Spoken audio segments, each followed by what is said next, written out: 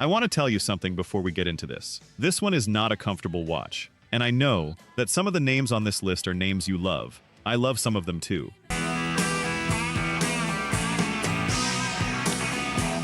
But none of that changes what they did when the stage lights went out and they went home. Because some of these men gave us music we still carry everywhere we go.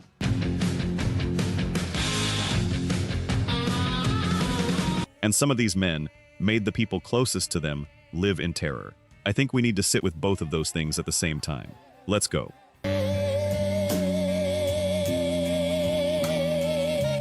Number 10. Jim Morrison.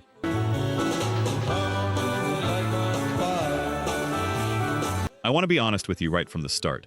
I almost did not put him on this list, because what we know is partial. It is incomplete. The way all stories cut short at 27 are incomplete.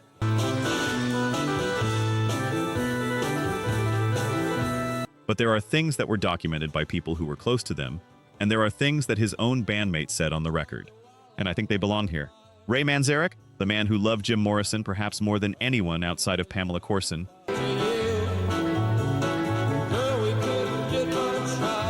the man who gave everything to that band, said, when he was being honest, that Jim had an aggressiveness toward life and toward women that ran underneath everything else. That it was present, that it was real, and the relationship between Morrison and Pamela Courson was documented by people around them, neighbors, friends.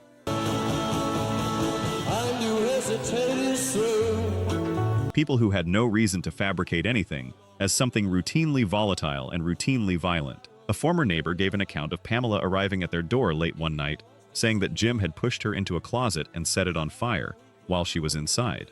The reason? He had found out she had been seeing someone else.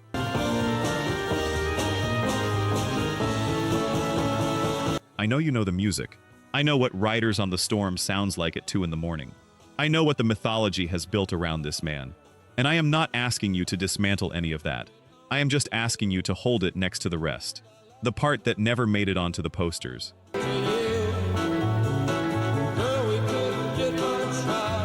There is one name further down this list, and I am planting this now, where the distance between the public image and the private reality is so wide, so deliberately constructed, that knowing the truth will change how you hear a song you have known your whole life. We will get there.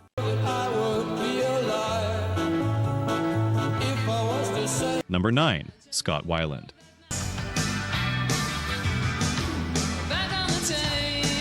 This one carries extra weight, and I want to acknowledge that going in, because Scott Weiland's story already ends in tragedy. He died in December 2015 on a tour bus in Minnesota. And in the days that followed, his ex-wife Mary Forsberg published an open letter in Rolling Stone, written alongside their 2 teenage children, that I think is one of the most devastating pieces of writing in rock history. She wrote that December 3rd was not the day Scott Weiland died.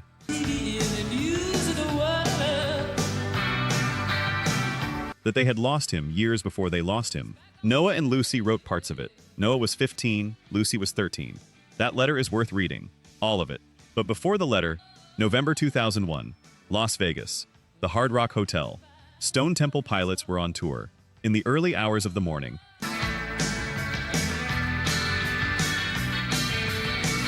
Weiland was arrested for domestic battery against Mary. He had shoved her against a wall, multiple times. Hard enough that when police arrived and documented her injuries, there were bruises on both of her arms. He pled guilty in December. He received probation and a fine. And I know you know what that period meant for that band.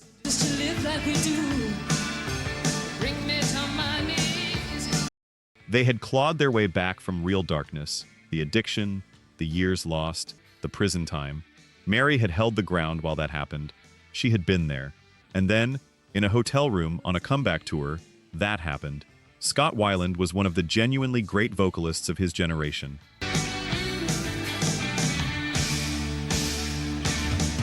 I mean that without any hesitation. There was a quality in his voice that no one else had. And that voice, and those records, and what happened in Las Vegas in 2001, all of that is the same man. That is the whole picture.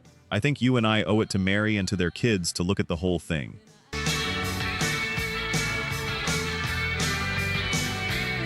Let's look at the numbers. Only 9% of you are actually subscribed.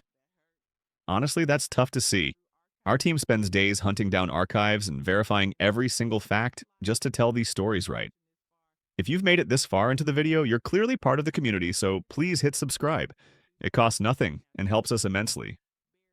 Now, for those already subscribed, very few of you have made the jump to our membership, and that's a hard pill to swallow because you're the ones who know our value best. If this channel has moved you or inspired you, consider joining. It's the price of one coffee, but it's the literal fuel for this channel. Let's keep this alive together. Back to the story. Number 8. Vince Neil Motley Crue appears twice on this list.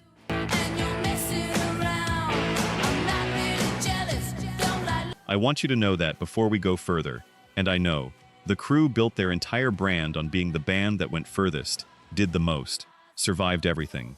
And for some of that mythology, you can nod along.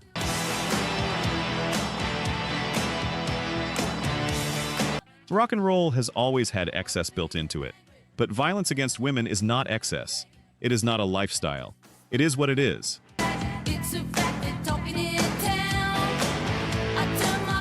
Vince Neil's ex-wife Heidi Mark went publicly on the record with a detailed account of what their marriage was actually like. She said he hit and slapped her across the face, pulled her hair.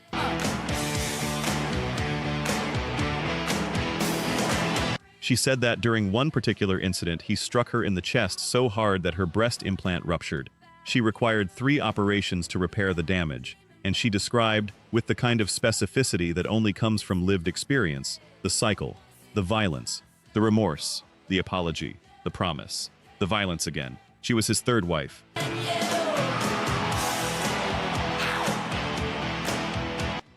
His 2nd wife had cited his violent tendencies when she filed for divorce in 1993. And in 2011, Vince Neil was formally charged with battery constituting domestic violence in Las Vegas against an ex-girlfriend. Police photographed a bruise on her shoulder where he had struck her. He ultimately pled to a lesser charge and paid a fine.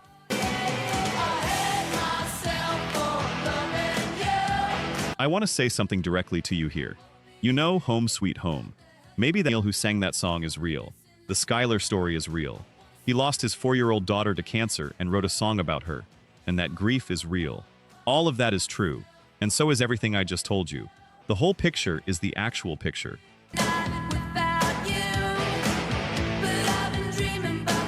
Number 7, XL Rose.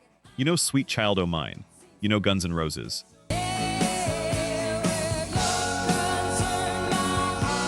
You know what that band meant to rock music during a period when rock music was the biggest thing in the world. And you probably know that Sweet Child O' Mine was written about a specific person. Erin Everly, daughter of Don Everly of the Everly Brothers. The woman Axl Rose eventually married.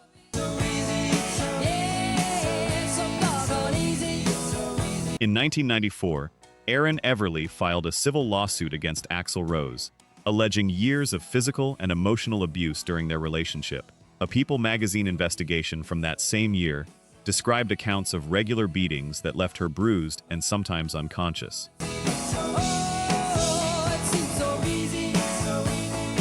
The case was settled out of court. Model Stephanie Seymour, who was with Rose after Everly, filed a separate civil suit of her own, alleging assault and battery. That too was settled out of court.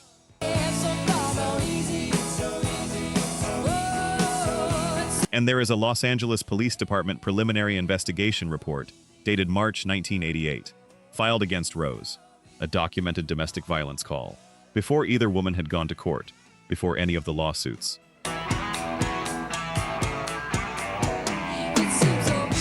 The report is on public record: 3 documented instances, 2 civil settlements, and lapsed report, and the song he wrote about the woman he was allegedly beating during the years it was supposedly inspired by her.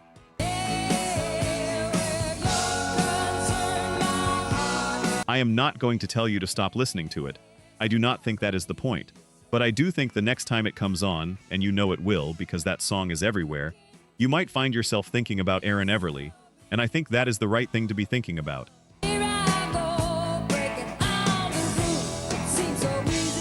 Number 6, Elvis Presley, the king of rock and roll. I know what it means to put him on this list.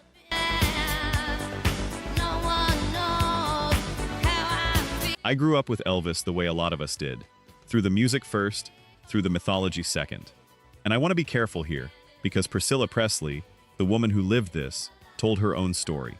In her own memoir, in her own words. This is hers to tell, and she told it.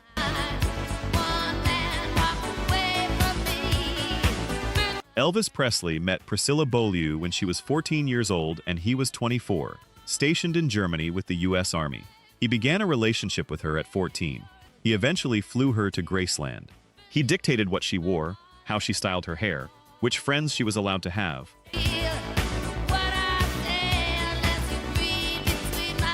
He shaped her identity from the ground up because she was his version of something, a projection, a controlled image of what he needed her to be, more than a person with her own interior life. Priscilla has described incidents of physical aggression. In her memoir, she describes being thrown down forcibly. She describes being sexually assaulted by Elvis after he discovered she had been having an affair.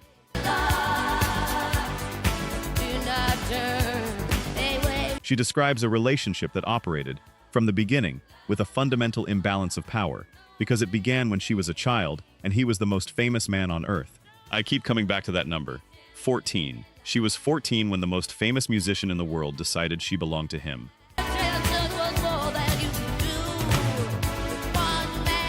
She has spent her life in the shadow of that story. The rhinestones, the jumpsuits, the Graceland tours, all of it layered over the top of what she actually went through. She deserves more than that shadow. And I know that some of you just shifted in your seat. I know because I did the same thing the first time I sat with all of this. You already know what I am going to say, because you would have felt the same thing.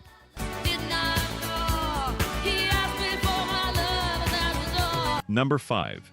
Jerry Lee Lewis, Great Balls of Fire. Whole lotta shakin' going on.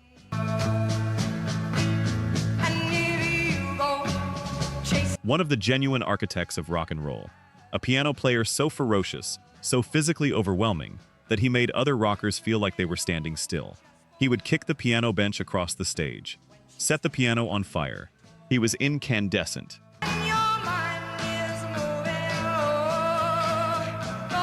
In December 1957, at the age of 22, Jerry Lee Lewis married Myra Gale Brown. She was 13 years old. She was his first cousin once removed. She was the daughter of his bass player. And she still believed in Santa Claus. He tried to hide her age when he brought her along on his 1958 England tour.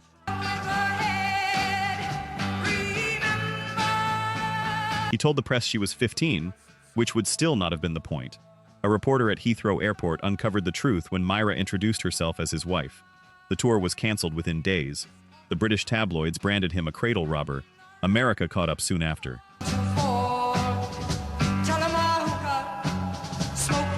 His rock and roll career, which had been on the verge of eclipsing Elvis, was essentially finished. They stayed married for 13 years. When Myra Gale Brown filed for divorce in 1970, she stated in court that she had been subjected to every type of physical and mental abuse imaginable. Every type.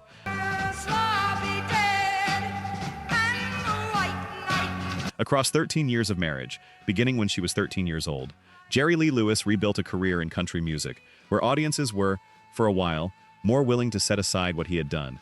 He played the legend.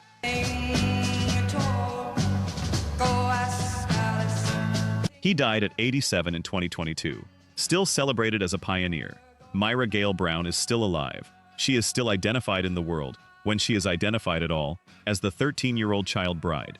She said once that she never lost that description as a first name.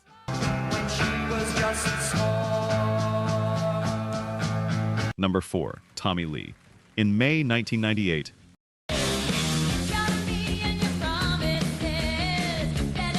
Motley Crue drummer Tommy Lee pled no contest to a felony charge of spousal battery against Pamela Anderson. He was sentenced to 6 months in jail. He served 4. The incident occurred in February of that year at their home in Malibu.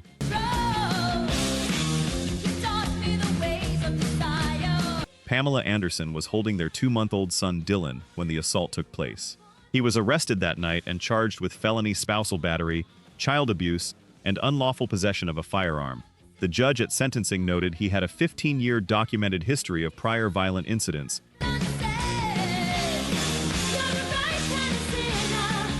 and warned that any violation of probation would mean 3 years in prison. He was also ordered to pay money to a battered women's shelter and a domestic violence fund. I want to stay on that one detail. She was holding the baby. She was holding their 2-month-old son. And I know that you know this if you followed this story at all. But there is a difference between knowing a fact and letting it actually land.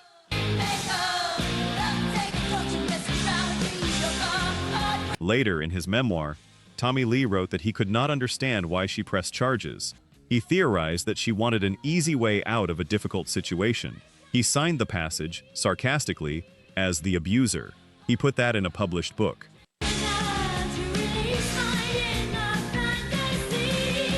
That level of self-awareness, or rather the precise absence of it, tells you something specific about what it looked like from inside that perspective. The complete inability to see what had actually happened, and to whom, and under what circumstances. Felony conviction, 6 months, and their baby in her arms when it started.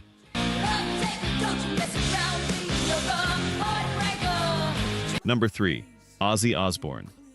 Dusk to dawn, isn't that the way? On September 3, 1989, Ozzy Osbourne was arrested and charged with the attempted murder of his wife, Sharon Osbourne. I want you to sit with that sentence for just a moment. Everybody's got the dues in life to pay. Sharon had put their 3 children to bed that night. Kelly, Jack, Amy. She came into the living room and Ozzy was there. He was deep inside a blackout. Alcohol, drugs, both. He walked to where she was sitting. He told her, calmly, that they had come to a decision, that she had to die. And then he lunged across and began strangling her. The past is gone. Sharon found a panic button on the table beside her. She pressed it. Police arrived. Ozzy woke up on the floor of a jail cell with no memory of any of it. When the officer told him he had been arrested for the attempted murder of his wife, he said it hit him like a hammer between the eyes. Sharon dropped the charges. He spent 6 months in a treatment facility. During those 6 months, she seriously considered divorce. She had 3 young children. Live and learn from fools. She had just been strangled by their father. She stayed. Ozzy spoke about this publicly for decades after, in documentaries, in interviews, in his posthumous memoir published after his death in 2025.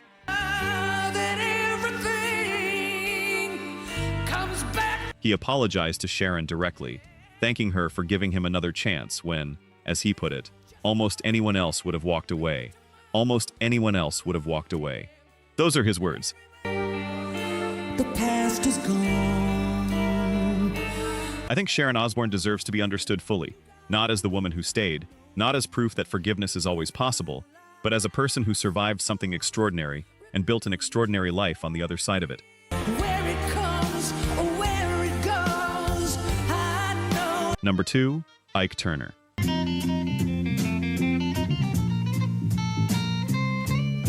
If you know Tina Turner's story, and she made sure you could, because she told it herself in 2 memoirs, in a 1981 People magazine interview that broke the silence when no one was breaking silences like that yet, and in a documentary that did not flinch, then you know what 16 years looked like inside that relationship.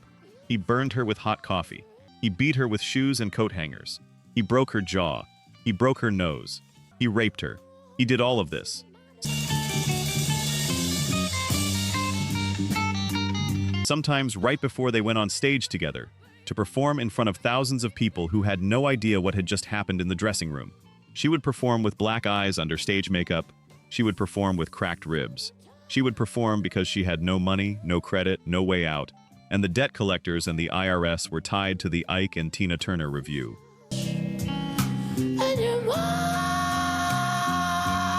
In 1990, in a Spin magazine interview, Ike Turner confirmed the abuse. He said he used to hit her. He framed it, somehow, as an emotional response to stress, as though that explained anything, as though that was anywhere near the point.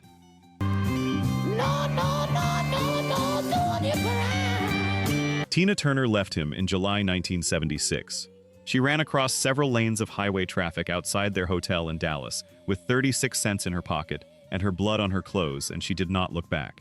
She filed for divorce that year. She started over from absolutely nothing. She became, by any measure, one of the most successful solo artists in the history of this music.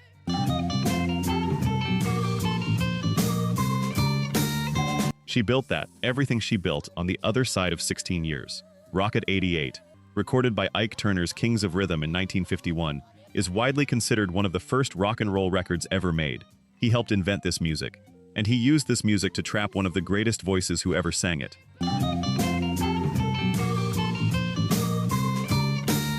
Number 1.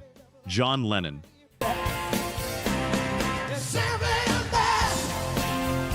2 days before he was shot and killed outside his apartment at the Dakota in New York City, John Lennon sat for an interview with Playboy. It was the longest interview he had ever given. It was published the day before he died.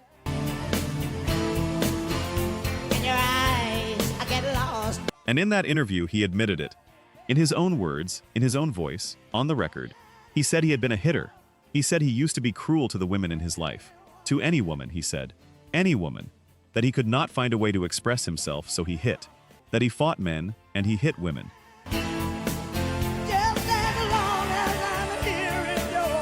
That the reason he had become so passionate about peace, so publicly, so loudly, so insistently, was precisely because he knew what violence was.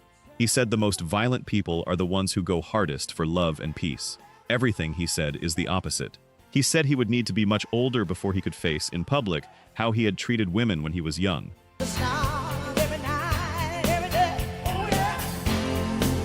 He never got older.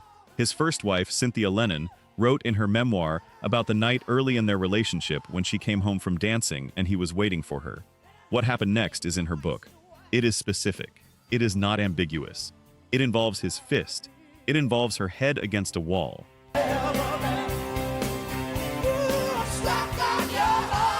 And you just felt that. I know you did. Because I felt it too the first time I read it. The man who wrote Imagine, the man who asked us to picture a world with no countries, no religion, nothing to kill or die for, the face of the peace movement for an entire generation.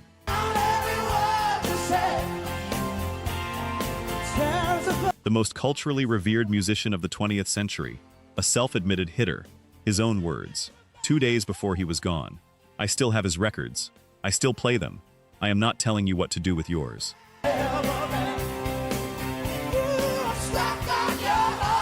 But I think we owe it to Cynthia Lennon and to every woman he ever hurt to let that land, all the way. To not smooth it out, to not disappear it back into the mythology. That is the only honest thing we can do, and I think that is what loving this music actually means.